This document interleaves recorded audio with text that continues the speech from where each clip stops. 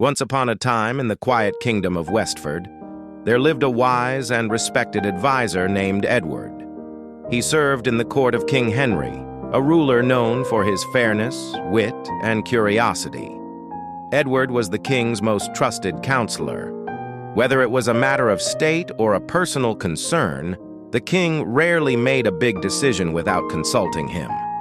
Because of Edward's intelligence and closeness to the king, many people in the royal court grew jealous.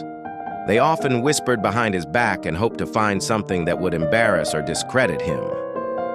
But before we go further, I just want to say, I've put a lot of heart and effort into making stories like this. So if it made you feel something or taught you a little lesson, please give it a like, leave a comment with your thoughts, share it with someone who needs to hear it, and don't forget to subscribe to the channel. Your support truly keeps me motivated to create more meaningful content. Now let's get back to the story. One morning, as King Henry walked with his courtiers through the town square, he turned to Edward and said with a chuckle, "Edward, you are the wisest man in the kingdom, but your son Oliver is quite the opposite. He seems a bit foolish." Edward was taken aback, but remained calm. "Your Majesty, I don't understand. Why do you think my son is foolish?"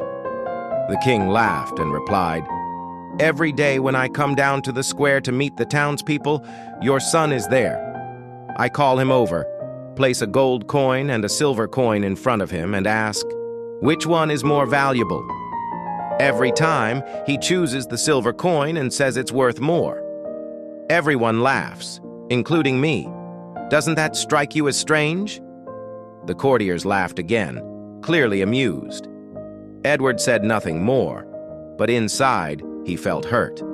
Without speaking further, he left the court early that day and went straight home. When he arrived, he called for his 12-year-old son. "Oliver," he asked, "do you know which coin is more valuable, gold or silver?" "Gold, of course," Oliver said immediately. Edward frowned slightly. "Then why do you take the silver coin every time the king offers both?" Oliver smiled and led his father into his room.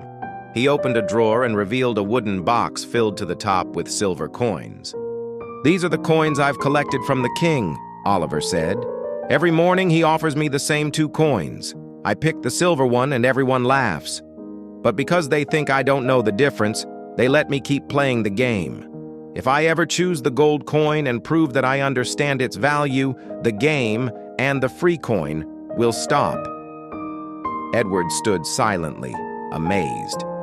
"Father," Oliver continued, "let them think I'm foolish.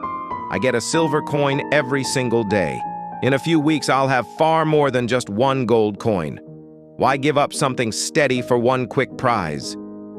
Edward smiled, his heart full of pride. His son's cleverness was quiet and subtle, so subtle that even the king had failed to see it. From that day forward, whenever someone mocked Oliver or called him simple, Edward would simply smile and walk away, knowing the truth. Sometimes, true wisdom is misunderstood.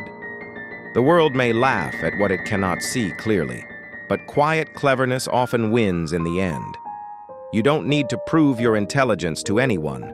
Just let your actions speak.